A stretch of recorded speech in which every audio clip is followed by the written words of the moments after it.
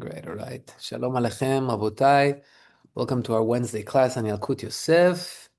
And we are in Siman Shin Yud Chet 318. This Siman talks about cooking on Shabbat. We discussed a little bit cooking before, like if someone is cooking by mistake, what's the din on Motzei Shabbat or during Shabbat for him or for other people, and if he did it on purpose or not. That was mainly the case last week. This week we're going to discuss a few more things, and I think some of them are very practical to every Shabbat. For example, what is considered cooking on Shabbat that is wrong, even though you were using a hot plate? We'll see that there's certain restrictions. What's the right way to make tea? So, Bezat Hashem, we'll get through this. But first of all, the first topic that Yalkut Yosef brings is Hamevashel b'Shabbat lechole b'sakana. If you have someone, lo alenu, that is considered a chole, but not like a 5-year-old that is halachically a chole, but a chole sheyesh bo sakana, someone that is in danger, all right? So if someone is in danger, we do everything for him. If he says, slaughter a cow for me because the doctor said I need meat, you slaughter the cow on Shabbat. That's the halacha. You do anything that he wants for him. Now, the question is, let's say you slaughter that cow and you cooked for that guy and he ate and he's full. But now there's still 50 pounds of meat that have been cooked that are left. Can another Jew enjoy that food? What do you guys think?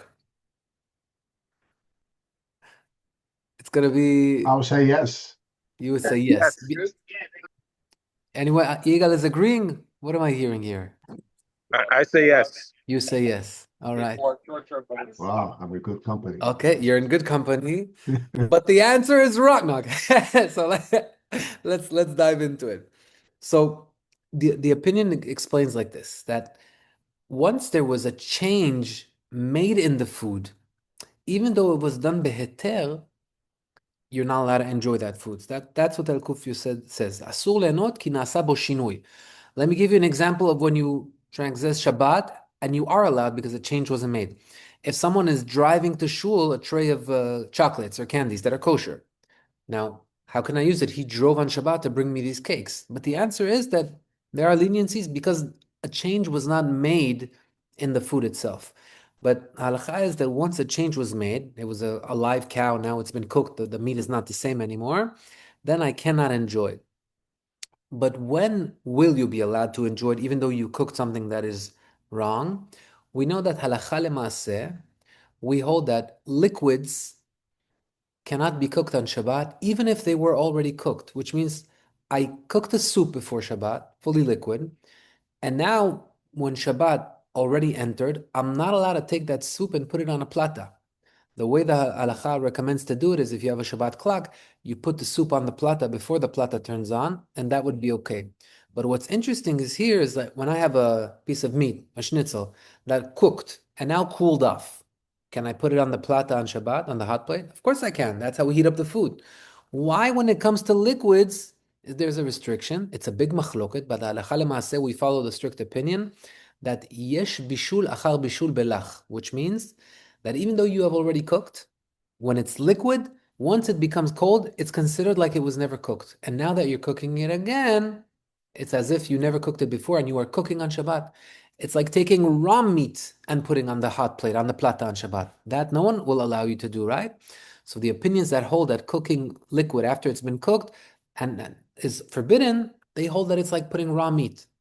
But there is an opinion by the Rambam, Maimonides, that actually holds no. En bishul achar bishul belach. According to the Rambam, once the water was boiled, no matter how cold it is right now, it's considered cooked. It was already cooked once, right? So for the Rambam, it's cooked. He says I can put it on the plata. Halacha is not like the Rambam. In this case, we don't follow that opinion.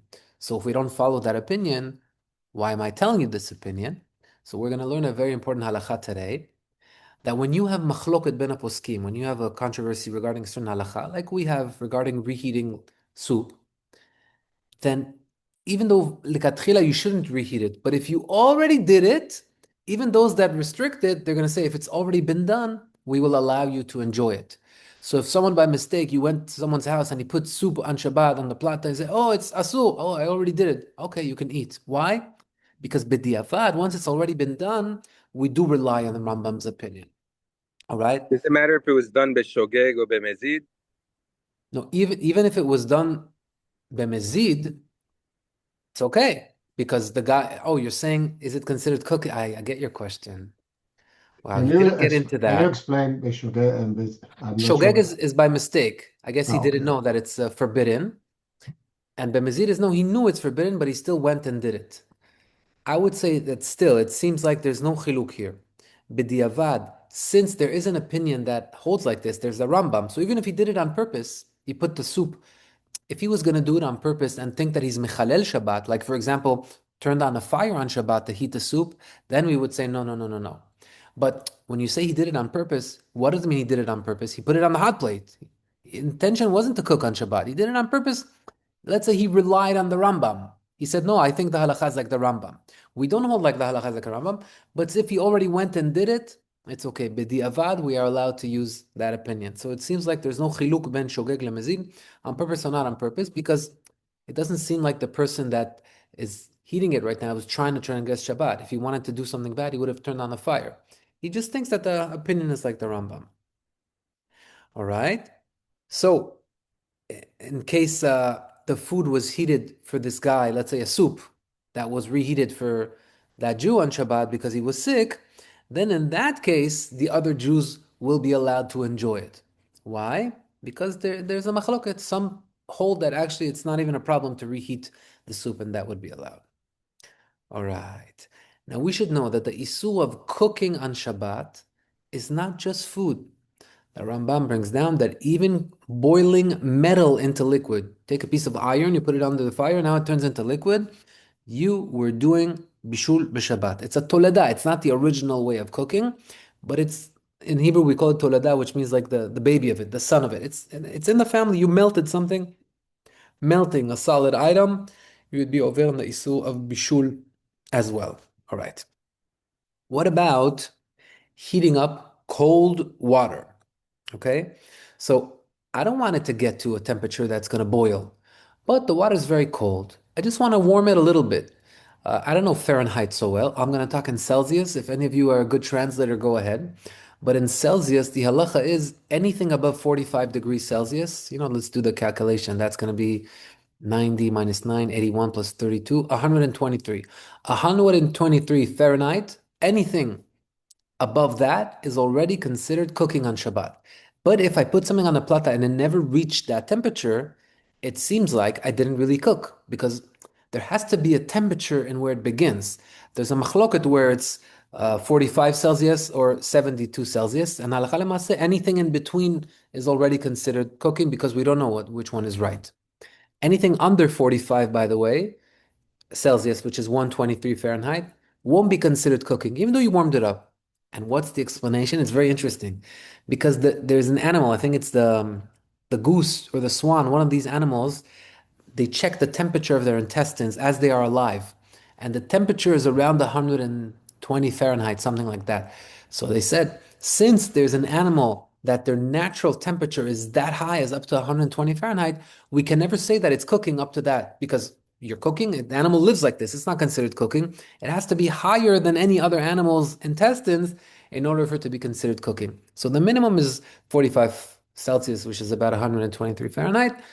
Anything above that is cooking. What's the case we're talking about? I decided I just want to warm up the water, but I don't want it to pass 123 Fahrenheit. So I'm saying I'm going to put it on the plata for 10 minutes. It's going to get warmer. I'm watching the whole time. I'm going to make sure, is that allowed to or is that not allowed to? So halacha is, and even though you're watching, and even though you're going to make sure you're going to take it off in 10 minutes, but if theoretically you would be called and it would be forgotten over there, and it would reach eventually the temperature, then it's asul, because when you started, it had the potential of getting to that temperature, and therefore we would not allow, even with a shomer. A shomer is someone standing by the plata watching it. Why am I saying this? Because there is a case where we do allow a shomer. And what is that? Is if we're dealing with water like a soup that has already been cooked. We learned that items that already have been cooked, but they're liquid, we can't reheat them unless we do it before the plata turns on, right? And then you put it on the plata. But if the plata is already on, I cannot put it on because we hold that liquid can be recooked. It's considered cooking, not like the Rambam. But we also learned that there is an opinion like the Rambam. Why is Rambam's opinion important to us? The opinions that holds that there's no re-cooking solid liquid that has been already cooked. Here's another example. We could use that. He says that if I want to heat up the soup, I forgot to put it on the plata. The Shabbat clock turned on at 9 o'clock in the morning.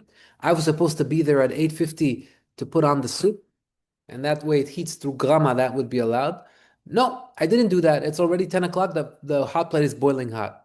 Halacha is if I want to put on the soup just to warm it up, not to bring it to a temperature above 123 Fahrenheit, which is considered cooking, just to warm it up, I can do that with a guard. Why can I do that with a guard? Because I know that there's an opinion like the Rambam that even it's going to reheat more than that, we can rely on the Rambam. We don't hold like him, but since there is that opinion, then I could warm up. So halacha lemaaseh, if I have a liquid like cold water that has never been heated, even if I want to heat it a little bit and I want to stand next to it, I cannot put it on the plata on Shabbat. But if it's a liquid that has been cooked once in the past, I can put it on, assuming that I'll be wise enough to watch it and make sure that it doesn't reach the temperature that is above 123 Fahrenheit. All right. Next topic, very, very important. We touched this last time, but I want to remind you that there are different ways of cooking in the halacha. There is cooking through fire, and there's cooking through the heat of the sun. And although it may sound strange to us, but in places that are very hot, you're able to cook from the heat of the sun. In fact, the systems in Israel that heat up our shower water are based on the sun. Only in the winter we use boilers. But in the summer, there's a system that we put on our roofs that has something that absorbs the sun, I guess, in a magnifying way. Solar panel. So yeah, you have it here? It's used here? Some people have it, yeah. For the house, like private, for the For the shower? house, for like hot water, yeah, to warm up hot Oh, water. I didn't know America uses it also. Okay, very nice. No, I only see boilers here. And they put it on the roofs over here? They put the solar on the roof, and yeah, Solar panels I've seen, but I didn't know that it's connected to the water system of houses. Okay, yeah, my dad very had it in cool. his house, yeah. Very cool. I thought Israel is special. Israel is It is special. special, but yes, they have it. Okay. Anyway, so what's happening over there? We are heating water through the sun. There's a discussion if you are heating it through the sun or through the metal that got heated through the sun, and now the metal that is hot from the sun, that's what's heating the water that is going through it. So I'm not getting to that discussion, but just to prove that sun is an element of heating. So the Torah divided it into two. There's heating through fire, which means that I cannot heat through fire, and I also cannot heat through a pan that was put on the fire, and now the pan is not on the fire anymore, but it's boiling. I can't put an egg on that. All right? Those are both forbidden mina Torah. However, eating from the sun is allowed. I'm allowed to come to the sun, put an egg, hold it up like that, and after an hour it's going to be boiled, and eat it on Shabbat. But what if I take a frying pan, and we touch this, and put it against the sun until it's boiling hot? I'm not heating from fire, I'm heating from the sun. If the sun is allowed, how much more so it should be that the frying pan should be allowed. It's not heated through fire, it's heated through the sun. Halacha lemaaseh, we don't allow to heat with that frying pan. Anybody remember why? What were Chachamim scared? That if they allow us to heat us with this frying pan that is heated through the sun, what will we come to do? They were scared of something. They were scared that once you allow a frying pan that is hot, even if it's from the sun, tomorrow a guy will take a frying pan, put it on the plata, and heat it up, and then boil an egg into it. So once the frying pan is already in the picture, even though it was heated in a kosher way, since it can be also done in a kosher way, in a non-kosher way, and people may get confused, then we forbid that. So that is called bishul bechama. Chama is the sun. Cooking in the sun is allowed, but bishul betoldot chama, and the baby of the sun, which in our case is the frying pan, that is asur. We're not allowed to use that frying pan. It's only asur from chachamim, but it still would be asur, so it's important to know. So what is mideoraita? What type of cooking is forbidden from the Torah? Either directly from the fire or from something that was placed on the fire. What is forbidden only from chachamim?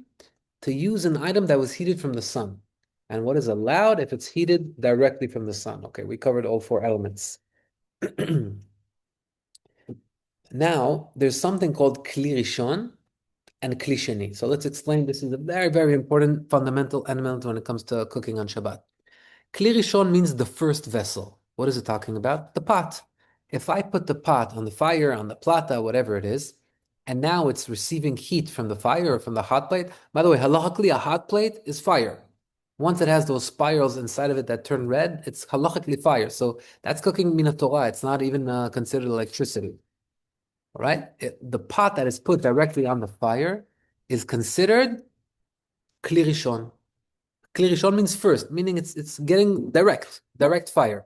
However, if I remove the heated items from in that pot and I pour it into a bowl, that let's say that bowl now is going to be served to the table, that bowl is called kli sheni. It's the second pot. It's not the original pot that it was heated in. It was moved to number 2. Sfaradim hold that once it was moved into number two cannot cook, even though it's going to be very, very hot. I took a boiling hot pot that was on the plata, I poured it into a cup. The water inside that cup is boiling hot. Halachically, it doesn't cook. Even if now I put raw leaves in it and those leaves seem to me like they're cooking, they may seem to you like they're cooking. But halachically, you can only cook if you're doing it in the kli rishon, in the item that was directly on the fire. Even if that item, by the way, is not still on the fire, I took it off. Still, the walls of it are so hot, it's still called kli rishon.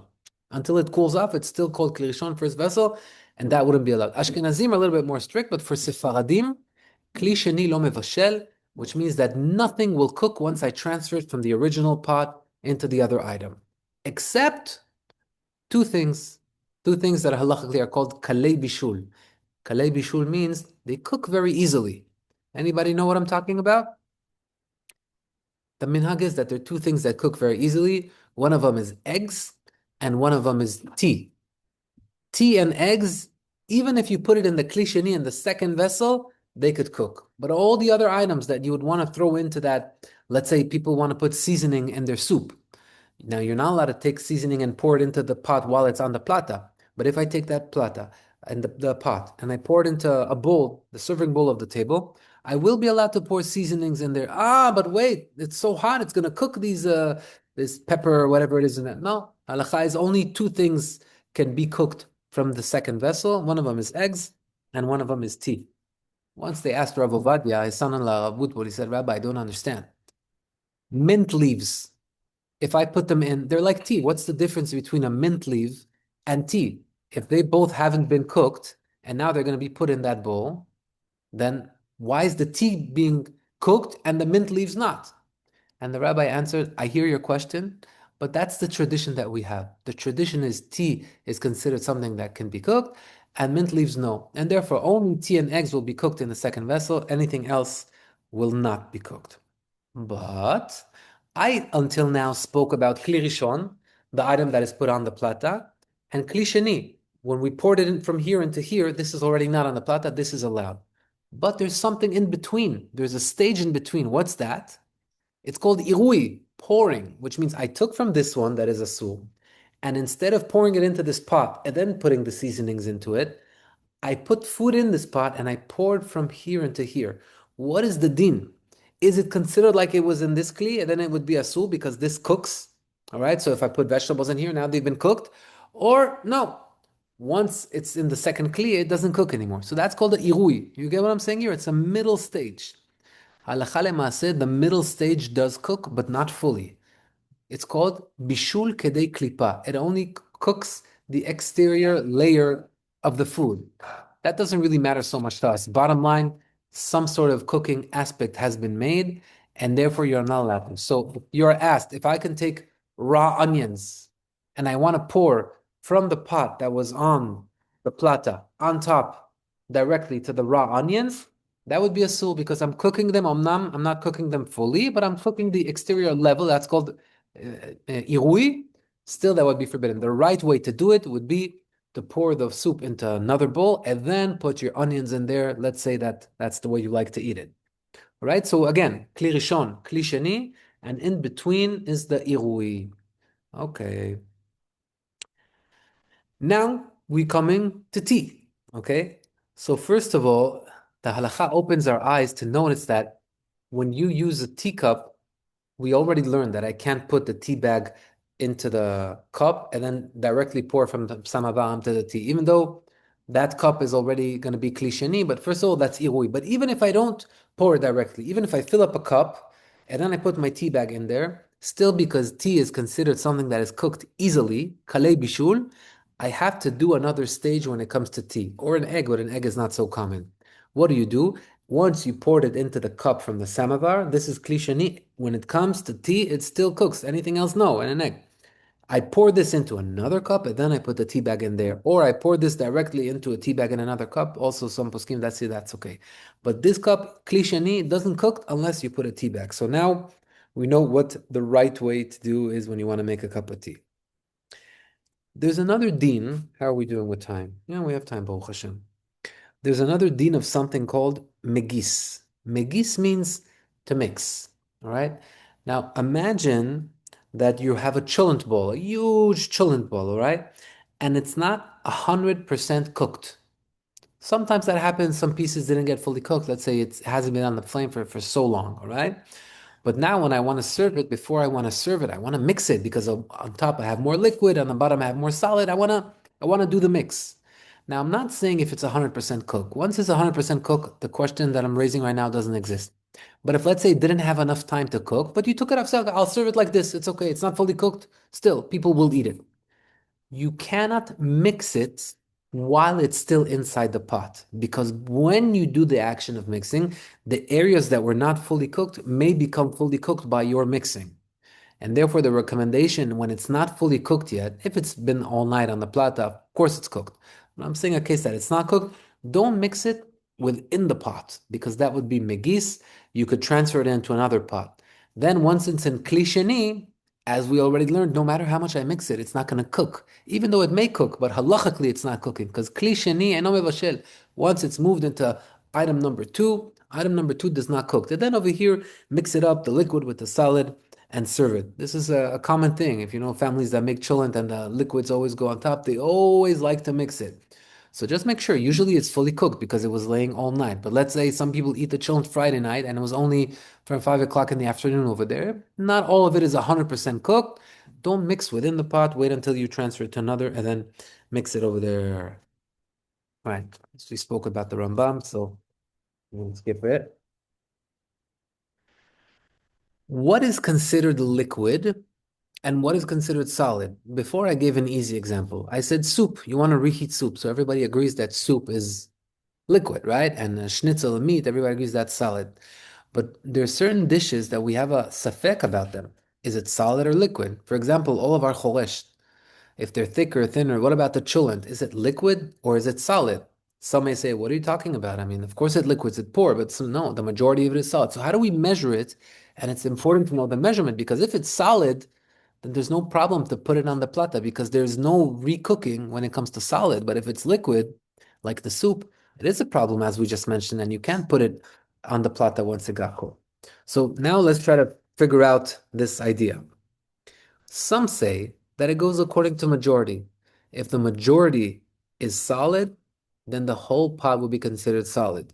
So if you have, let's say, cholesh bodem jon, which is like the Persian eggplant cholesh, most of the items there, depends, I guess, on who makes it, but if it seems like most of the items inside are solid, according to this opinion, it would be considered solid. But others hold, no, it doesn't mean that goes by majority. It has to be fully solid, that even if it has a little bit liquid, that's already considered liquid. Because what does it matter if a lot or a little? Bottom line, the little you're cooking, that's the little that is forbidden.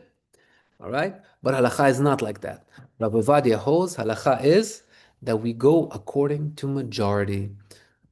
Now, even in the words of Rabbi Vadia, there's some machlokot. What did he mean when he say majority? Did he mean physical majority, 51% solid, 49% liquid? That's considered solid. Or his son-in-law, for example, Abutbul holds, no. When he says major and minor, he doesn't mean the amount. He means the mindset. What is important to me here? When I'm taking fish and there's a little bit of oil on the bottom, I don't care about the oil. I want the fish. So what does it matter if I'm heating that?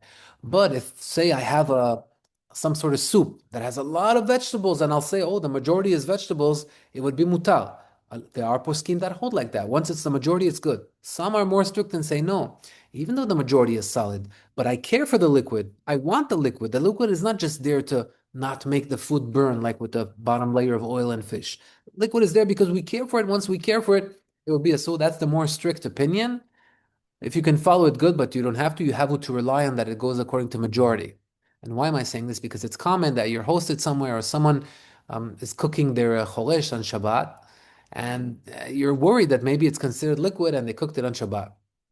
There are loopholes, there are ways of getting around it. Because let's say you did not put your liquid on time. You know what you can do? You are allowed to tell a goy, please take the pot, even though it's a soup pot that has been heated up, and put it on the plata for me. Hey, but it's a soup. No, the answer is, since there's a machloket, and there's an opinion of the Rambam, that because the soup has already been cooked once, it's considered cooked. We don't hold like him, but since there is an opinion like that, we are allowed to use a goy and do that. So that would be a good solution. But if you don't have the goy, and now someone put a choresh sabzi on the plata while it's hot on Shabbat, and you don't know what's the din.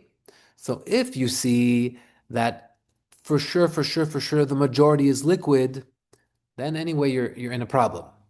But b'diavad, if you already did it, the Rambam says that it's allowed, right? So we'll allow it. So even though it already happened, we are going to allow it. But I'm not talking about if it already happened. I'm talking about if you're the person that's about to put it on the plata. So you have to see the situation in the pot. If the pot is the majority liquid, all opinions hold that it would be a problem for me to put on it right now. But if the majority is solid, over there's an opinion that I could put it on right away. And there's an opinion that says it matters if I care for the liquid or not. That's a little bit more strict. You could follow whichever one that you feel like. All right. But Yitzchak, he points out, it's strict. That's not required from you. He understands that when his father said majority, he meant quantity. And if the majority is solids, then it's considered a solid food, even though it has liquids. And then we do not have the problem of recooking the liquids within it. All right, but one more minute. Let's try to get one more halakha in. He regards something that happens to me every time I open a pot while it's on the plata. Ever happened to you where you open the pot and you do this, and now all the steam that was here turns into liquid and starts dripping onto the plata, and you hear tss, tss, tss. What happens right now? The liquid cooled off in the air and then made contact with the plata, and now you're cooking the liquid. So I always worry, is this considered that I just cooked something? Because look, it was cold and I made the liquid cook right now. So the Yalkut Yosef relaxes me. He says, first of all, that's not your intention. You don't mean to cook. Second of all, it's mitasek. It's not something that you knew that may happen or may not happen. It's just something that you do, like someone passing by and his shoulder turned on the light on the wall. You're not going to say, oh, it's a mistake. No, a mistake is when I didn't know it's Shabbat today. Or even if I knew it's Shabbat, I didn't know that I could turn on the switch. But if I knew it's Shabbat and I knew that I can't turn on the switch, but I just hit it with my shoulder by mistake when I passed by, it's called mitasek, which basically means nothing. There's no problem with that. He says when it comes to opening the pot, you're mitasek. There's no problem with that. You don't have any intention. Nothing's happening here. And he says we could also add to these two opinions that we just mentioned right now that there's an opinion of the Rambam that since that liquid has already been heated, even though it's being reheated right now on the flata, there's no reheating or recooking when it comes to liquid. So we use that as well, and therefore we are solid. He adds and says, and we'll conclude with this, that if you did do that, it's good to give tzedakah and to try to learn more Torah, but I think that's a good recommendation at any time. But we'll conclude with that, Bezat Hashem, and continue next week. All right, a little heavier shiur this week, but these are practical halachot. Thank you, Ziv. Thank you. Baruch.